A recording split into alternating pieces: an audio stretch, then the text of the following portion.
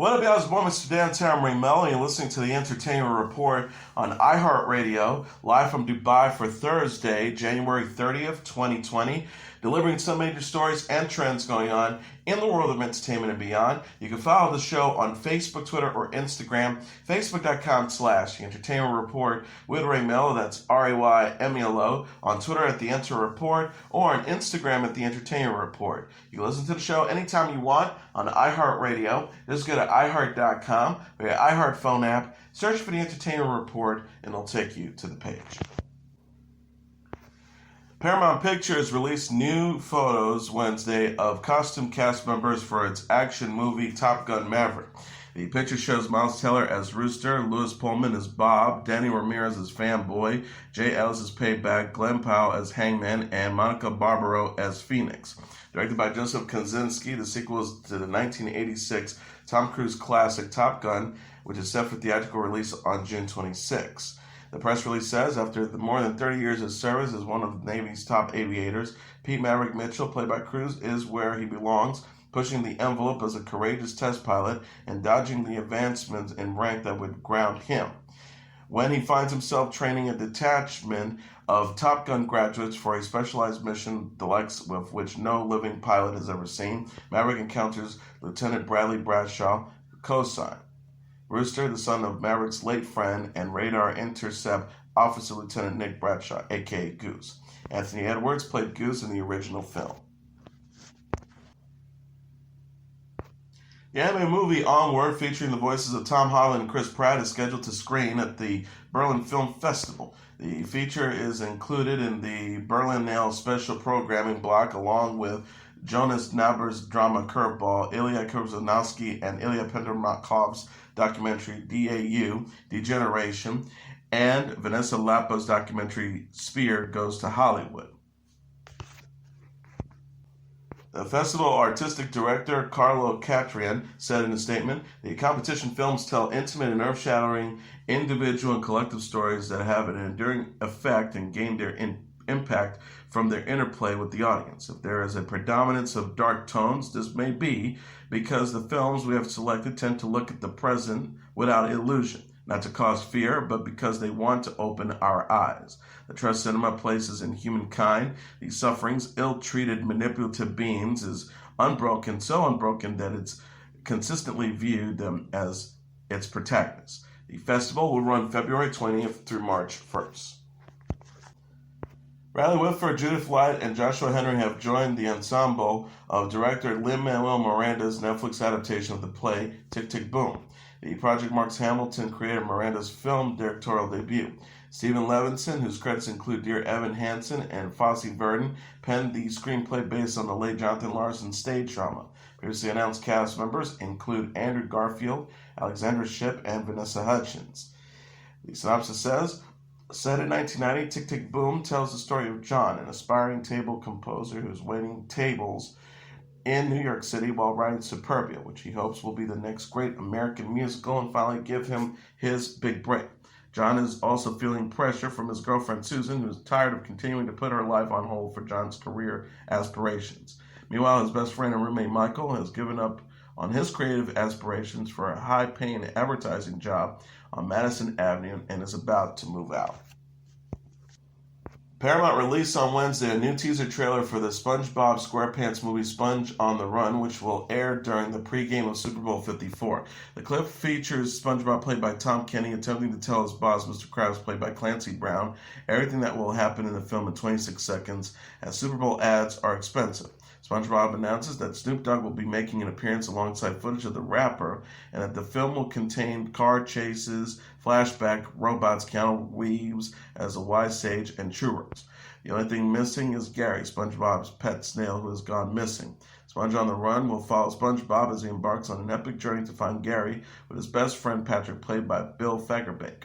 The SpongeBob movie, Sponge on the Run, from director and writer Tim Hill, is set to arrive in theaters on May 22nd.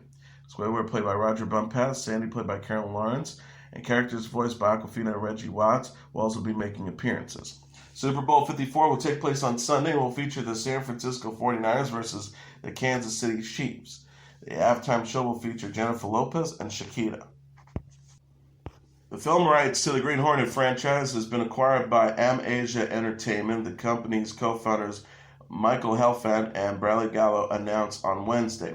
Amasia Entertainment is developing a new Green Hornet film. The rights at one point were controlled by Universal, Dimension, Columbia, and most recently Paramount, who had the rights lapse in 2019. The Green Hornet is a crime-fighting hero who appeared in radio series in the 1930s. The Green Hornet is joined by his highly skilled partner Gadot, as with the duo also using a high-tech car known as the Black Beauty. The Green Hornet was adapted into a 1966 television series that famously starred Bruce Lee as Gadot.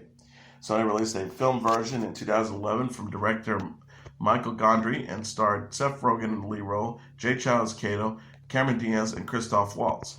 Paramount started developing a new film in 2016 from director Gavin O'Connor, with the project never heading into production. Helfand was previously the president and chief operating officer of Marvel Studios for several years beginning in 2005. Helfand said in a statement, "There's one of the only standalone classic superhero franchises." He continued, "We are a bunch of fan geeks at Amasia, and we are thrilled about creating something fresh and truly worthy of this legacy property. A new world that is relevant and thrilling while respecting and honoring the original vision of creator George W. Trendle."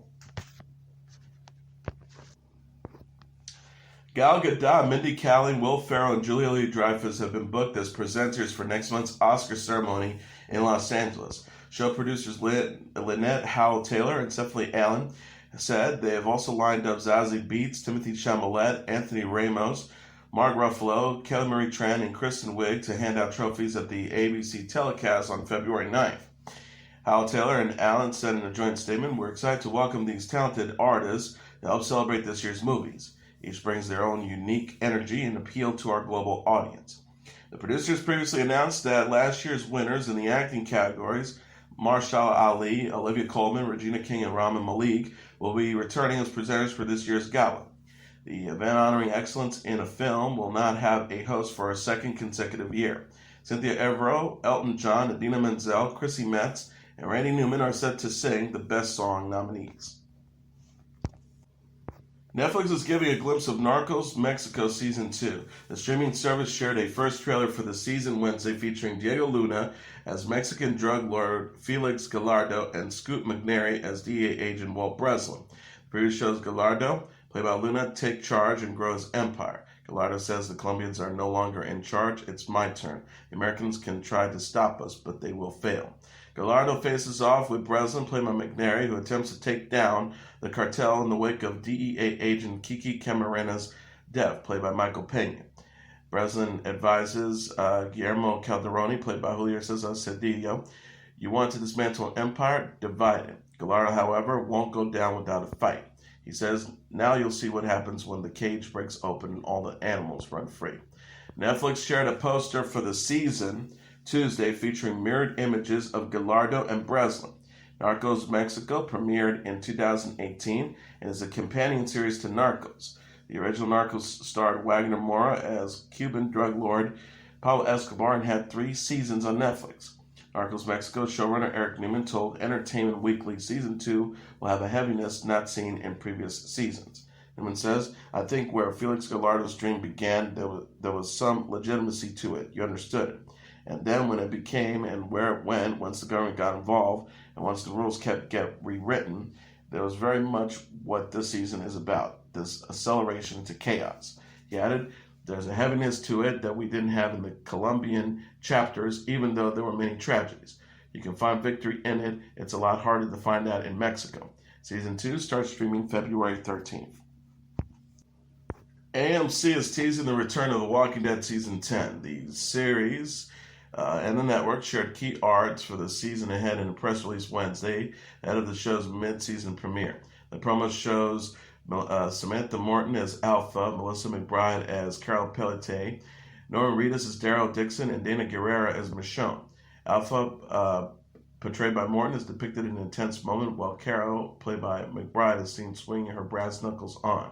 Daryl, played by Reedus, wields 2 daggers, while Michonne, played by Guerra, grabs her katana. The mid-season premiere airs February 23rd at 9 p.m. Eastern Standard Time. Season 10 co-stars Josh McDermott as Eugene Porter, Christian Serratos as Rosita Espinosa, Seth Gilliam as Gabriel Stokes, Roz Marquand as Aaron, and Jeffrey Dean Morgan as Negan. The official synopsis reads, The Walking Dead returns to find our group of survivors are trapped, some in the confines of a cave filled with walkers, while others are caught in a spiral of suspicion and grief, all orchestrated at the hands of Alpha, who continues to prove the Whisperers are always watching and one step ahead of the communities, which includes the new and potentially deadly threat of having added Negan to their ranks. Through this conflict and all they've lost, all few still hold on to the hope, especially Eugene, who believes the mysterious voice he spoke with on the radio may lead to their world getting bigger once again.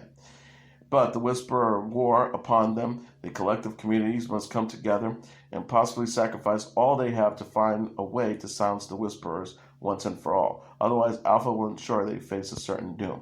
The Walking Dead is based on the Robert Kirkman comic book series of the same name. The series was renewed in October for an 11th season, with Laura Cohen to return as Maggie Green. NBC announced Wednesday its renewed Days of Our Lives for a 56th season. The soap opera is the network's longest-running series. Bruce Evans, Executive Vice President of Current Programming at NBC Entertainment, said in a press release, From our incredibly loyal fan base to our wonderful writers, cast, and crews, the enthusiasm of Dave never wavers. We're incredibly thrilled to bring viewers another season of a show that has cemented its place in television history and touches all generations. Last fall, media reports said the show's stars have been released from their contracts amid negotiations for a season 56. The network did not publicly discuss the talks, but cast members Christian Alfonso, Chandler Maisie, and Camila Banez assured fans the daytime drama, which taped episodes 8 months in advance, has not been canceled. Executive producer Ken Corday said about the renewal, "We're most grateful to NBC for their enduring faith in the future of Days of Our Lives, and we're excited to continue delivering our compelling stories to our loyal family of fans into this new decade." Pauley Perrette and Jaime Camel's new sitcom Broca is slated to premiere on CBS April 2nd. The show will have its debut on the same night as the season 4 premiere of Matt LeBlanc's Man with a Plan. The Thursday night comedy schedule will also include new episodes of Young Sheldon and Mom. Broca is about a single suburban mother who's shocked when her estranged sister, her sister's outrageously wealthy, big-hearted Latin husband, and her husband's fiercely loyal assistant driver friend land on her doorstep in need of a place to live after the couple's monies dries up. The ensemble also includes Natasha Leggero, Izzy Diaz, and Antonio Corbo. Chris Stapleton is reviving his headline All-American Roadshow tour in 2020. The country music singer shared plans Wednesday on Instagram for his 4th annual edition of the tour. Stapleton will perform across the U.S. with special guests Dwight Yoakam, The Dirty Knobs with Mike Campbell, Margot Price, Sheryl Crow, Kendall Marvel, Hank Williams Jr., Elle King, Nikki Lane, the Marcus King Band, Yola, The High Woman, and Jason Isbell, and the 400 unit on selected dates of the tour. The All-American Roadshow tour begins March 11th in Corpus Christi, Texas, and in October 23rd in San Antonio, Texas. Tickets go on sale February 7th at 10 a.m. local time, with pre-sale tickets available February 4th at 10 a.m. Stapleton released his 3rd studio album, From a Room Volume 2, in December 2017 and released the single Blow with Ed Sheeran and Bruno Mars in July. He also performed the new song I Just Remembered That I Didn't Care with John Mayer at a concert in August. My Chemical Romance is reunited for a new tour. The rock band announced Wednesday it will tour North America for the first time in 9 years. My Chemical Romance shared a short film titled Summoning, featuring music from band members Ray Toro and James Mochaberek. The clip follows a boy played by Marcos Garcia as he tries to evade a trio of masked figures. The tour begins September 9th in Detroit, Michigan, and ends October 11th in Las Vegas, Nevada. Tickets go on sale on Friday at 12 p.m. local time. My Chemical Romance disbanded in 2013 after releasing 4 studio albums as a group. The band reunited in December for a show at the Shrine Auditorium in Los Angeles. My Chemical Romance is known for such hit singles as Headfirst for Halos, I'm Not Okay, I Promise, Helena, The Ghost of You, and Welcome to the Black Parade. Its most recent single, Fake Your Death, appeared on the Greatest Hits album, May Death Never Stop You, in 2014. And here are the top 10 songs on the Billboard Hot 100 singles charts for the week of February 1st. Number 10, Selena Gomez with Lose You to Love Me. Number 9, Arizona Zervas with Roxanne. Number 8, Luis Capaldi with Someone You Love. Number 7, Tones and I with Dance Monkey. Number 6, Dan Plauché and Justin Bieber with 10,000 Hours. Number 5, Maroon 5 with Memories. Number 4, Post Malone with Circle. Number 3, Eminem featuring Juice WRLD with Godzilla. Number 2, Future featuring Drake with Life is Good. And the number 1 song on the Billboard Hot 100 singles charts for the week of February 1st, Roddy Ricch with The Box. And that was your entertainment report for Thursday, January 30th, 2020. I'm your host, Mr. Downtown Ray Melo. I'll be back tomorrow to deliver some major stories and trends going on in the world of entertainment and beyond. You can follow the show on Facebook, Twitter, or Instagram, facebook.com/The Entertainment Report with Ray Melo. That's RAYMELO. On Twitter at The Enter Report, or on Instagram at The Entertainment Report. You can listen to this episode or any previous episodes of The Entertainment Report anytime you want on iHeartRadio. Just go to iHeart.com or your iHeart phone app, search for The Entertainment Report, and it'll take you to the page. Good night, and God bless you all.